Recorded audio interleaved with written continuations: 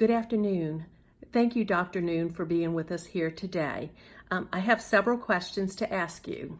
Hey, yeah, I'm happy to be here and I'm excited for this interview. Okay, go ahead and tell us your complete name and about your project. My name is Marissa Noon and I was part of Sir Arthur Eddington's solar eclipse observations. What were you guys trying to do or find? My team and I were performing an experimental test of Albert Einstein's general theory of relativity.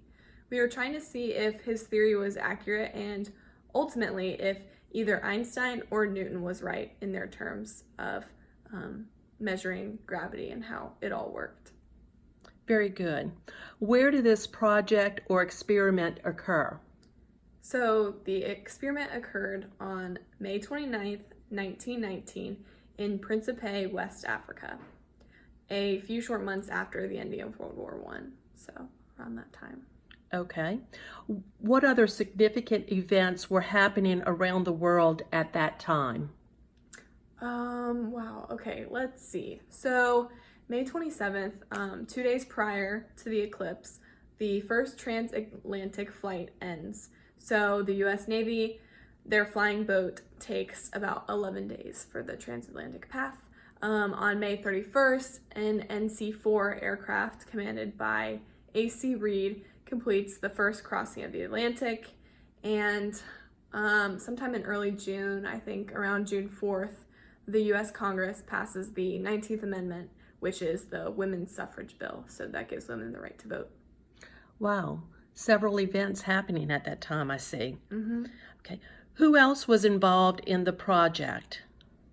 Well, so Sir Frank W. Dyson, he was actually a Dutch physicist at the time, was initially the one who kind of presented the idea to take an expedition to view the total solar eclipse. So he was kind of the one who came up with the whole idea, and my team and I, Arthur Eddington and I, kind of decided that, okay, you know what, this seems like it might be legit and this could definitely work. And so the Royal Society and the Royal Astronomical Society actually organized the expeditions, and a group of astronomers were also involved with us. Wow, great, thank you. What was your role in the project? So my role was originally that I was only supposed to take measurements of the stars' positions in relation to the star's edge, or the sun's edge, which we call the limb.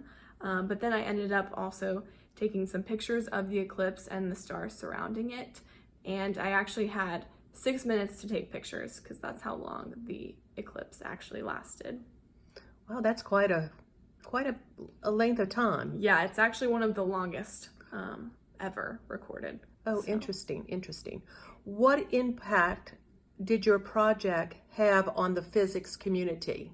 Oh, wow. This was absolutely monumental. Probably one of the biggest projects that has ever come and impacted the physics community. But basically, it confirmed that Einstein's theory of general relativity was correct. This was huge because this determined that the massive objects caused a distortion in space-time, which what we humans feel as gravity. So basically, he ended up discovering how gravity works and how it relates to the Earth and humans in relation to space-time. But for years, we just kind of accepted Newton's theory of gravity, but later on, it seemed as though there were some mistakes in Newton's ideology related to gravity and things like that. So luckily, Einstein actually challenged Newton's theory, and with the new theory known as general relativity, and our project kind of confirmed Einstein's theory, and the world's better because of that. And Einstein discovered how gravity affects light and how it bends it. So the bending of light around massive objects is known as gravitational lensing, and it's actually used as an important tool in astrophysics today. Great. And I have just one more question for you, if you don't mind, if you can entertain. Yeah, sure. Can you give us an example of your topic in lighter terms so that someone who doesn't know much about physics can understand?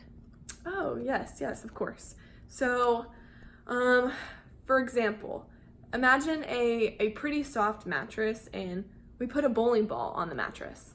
The ball forms a dent in the mattress, right? Obviously, because it's heavier than the mattress.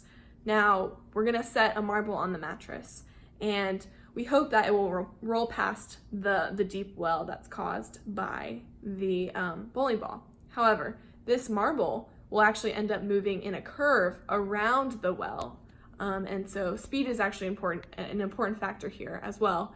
So if the marble does not have enough initial speed, it will roll towards the bowling ball and end up in the well at 0 velocity. So, Well, thank you so much for your explanation. It's been an enjoyable afternoon of learning with you. yeah, thank you so much for having me.